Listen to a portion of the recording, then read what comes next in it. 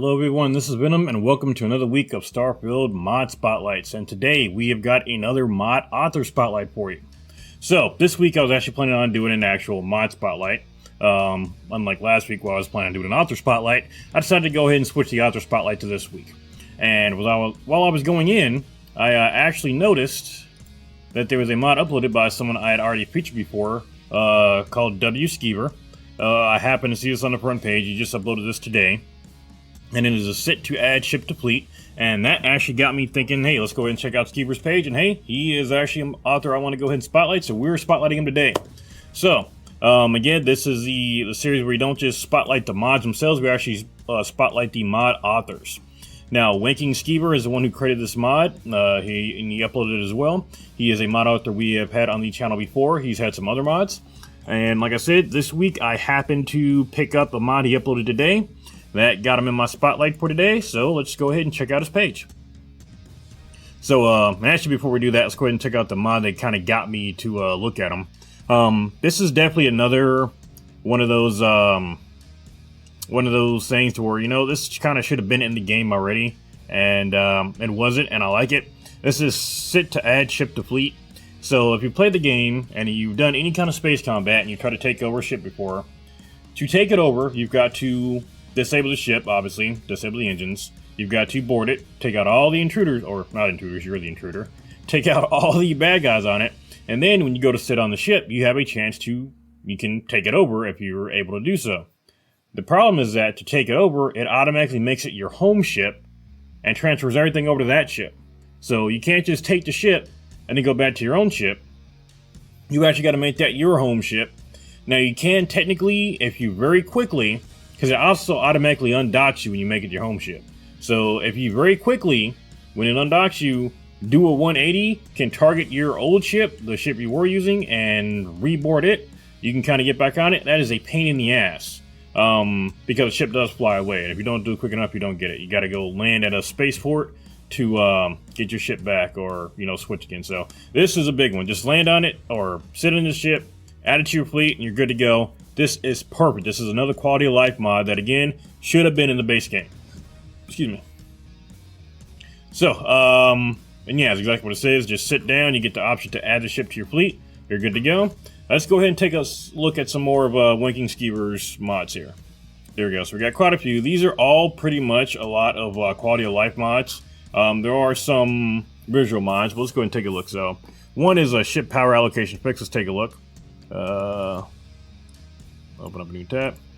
There we go. Ship power allocation fix. Revert unwanted power changes. This is one I kind of noticed when you kind of leave the game, or if you warp, your power can not necessarily be in the places you put it at. It looks like this is a fix to that. Let's take a look here. Let's read it. Yada yada yada. I don't think you got much. Here we go. The game sometimes changes your ship's power allocation without your input, perhaps due to having a crew that boosts module power. There's that, and whenever you go to if you do any fast travel, you'll notice that your grav drive might have its power changed too. That's another big one. But yeah, that's kind of one that bugs me. Whenever it changes your power and you didn't ask it to, that's an issue. So that's one that looks like he's fixed. Let's take a look at what else he's got on here. We've, of course, got the sit to add ship to fleet. This one is called Mission Boards Anywhere. Let's take a look at this one. Let's see. It says description. Access mission boards anywhere via the internet with a new online mission board. Item added to your inventory. It counts as a weapon. Okay, so you basically, exactly what it sounds like, gives you an item that allows you to access mission boards anywhere. Now, I'll admit I haven't done a ton of missions in the game from the mission board. I've done some just trying to get kind of credits and look for new ships, that kind of thing. Really, there didn't seem to be any big payoff for doing them. I guess you're just kind of bored, or you're just looking to get some extra quick credits, you can do it. But I didn't find too much of a reason to do it, except for trying out another mod to see if they actually scaled up and how much you get. But yeah, that is, if you're wanting to do missions, this is definitely a mod that will help with that, so that's a good one. Let's take a look at what else he's got. This one says swiftly order squad, and then keep in mind, all these mods, he's putting these out within like a few days of each other. Like this one today, he's got two that were put out today, November 11th. He had one, the one Mission Boards Anywhere came out November 8th. We've got one here we're about to look at, swiftly order squad. This one came out on the 5th. Let's see what this one does. And he's got a pretty good format here, so go right down the description. Recruit an unlimited number of followers. You can still only have one active romanceable constellation companion, as there is only one of them, which is tied to the story. Yeah, that's true. But you can recruit an unlimited number of other followers in addition to one romanceable constellation companion. Okay. Command all your followers at once using a communicator, add it automatically to your inventory. So this is kind of a mod that you see quite a bit in Bethesda games. Someone usually comes out with one that gives you unlimited companions or gives you more companions that can follow you or that you can recruit. This seems to be the mod for that, so that's cool. You can wait, follow, return to ship, teleport to player, cycle inventories. That's cool. That's cool. Let's take a look at a couple more. This is one that we actually had on the channel already. This is a Seeking Out Stores mod.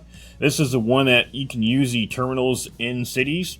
You can actually choose a store that you want it to show you, and it'll actually put a mission marker on that to help you find that store. Again, it's one that'll help you if you get lost, and will also just kind of show you some stores that you may not even notice that were in the city. Another one we've had on the channel is the variable contraband price. This is the one that actually ups it so that if you're in a place where they actually scan you for contraband, you can sell it for more in that area. Looks like he has not, looks like he's uploaded it on November 1st. Let's see if there's, what the prices are. Will they list anything? Let's go ahead over to, posts. Awesome, thank you.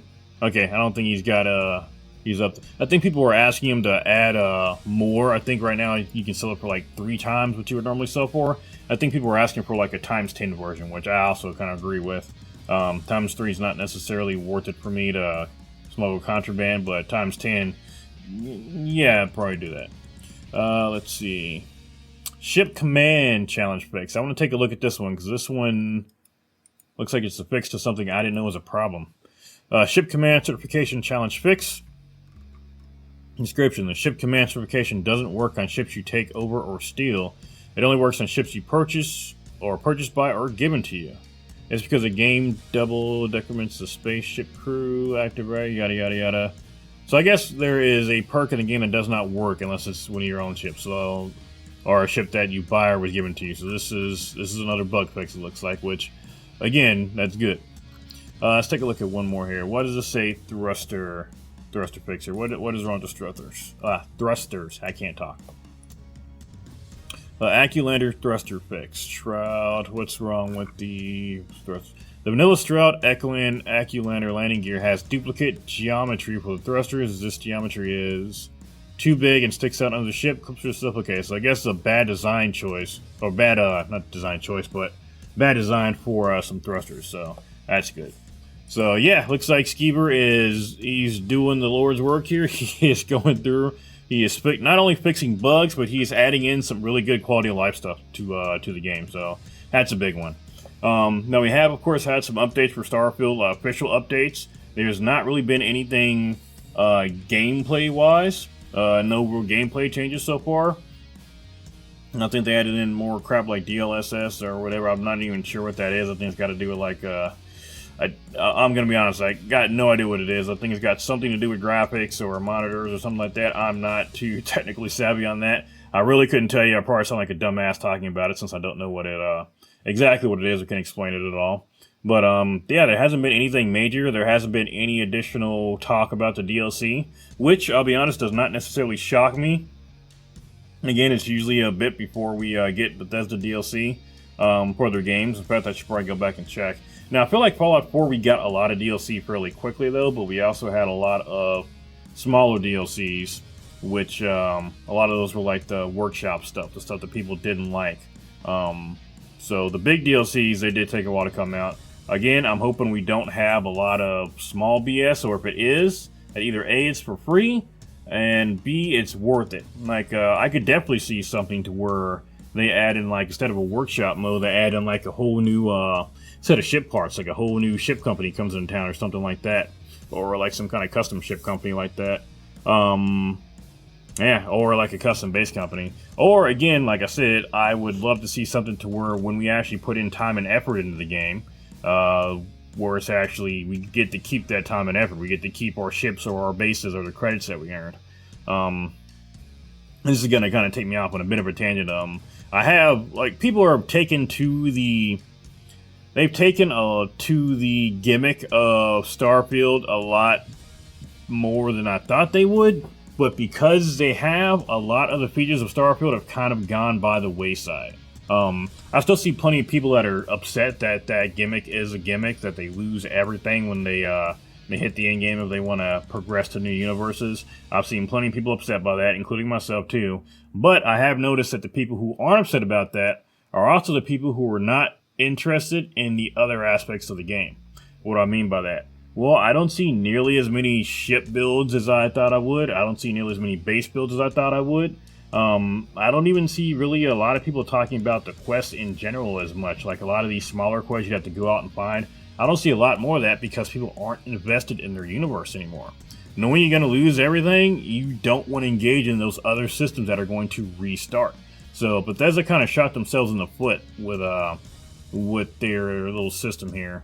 And again, there are some people that have just put in thousands of hours into the game and they're enjoying every minute of it. But myself, I know there's a lot of smaller quests. I mean, I'll hop on and I'll start knocking out those quests that, usually lead to bigger ones. But I don't have a whole lot of interest in doing it too much because I know it's going to end up restarting. And again, I know that there's a lot of people who have kind of expressed the same thing. Like they're not engaging in base building because there's no point if you're going to lose it. They're not doing a whole lot of shit, but like I read a comment that almost broke my heart. Like a guy, I think he said he spent like just hours upon hours building the perfect dream ship that he really wanted to play with, and then when he got to the end game and he lost his ship, he stopped playing. It was kind of sad. I forgot it was on a big YouTube channel, not my channel, so don't. I'm not trying to say anyone was posting that on mine, but I read it on another channel, and yeah, I mean that sentiment is everywhere. Again, plenty of people that like it. Plenty of people that hate it, but no matter what camp you're in, there's a lot of features in this game that have gone by the wayside because there's no point in doing them.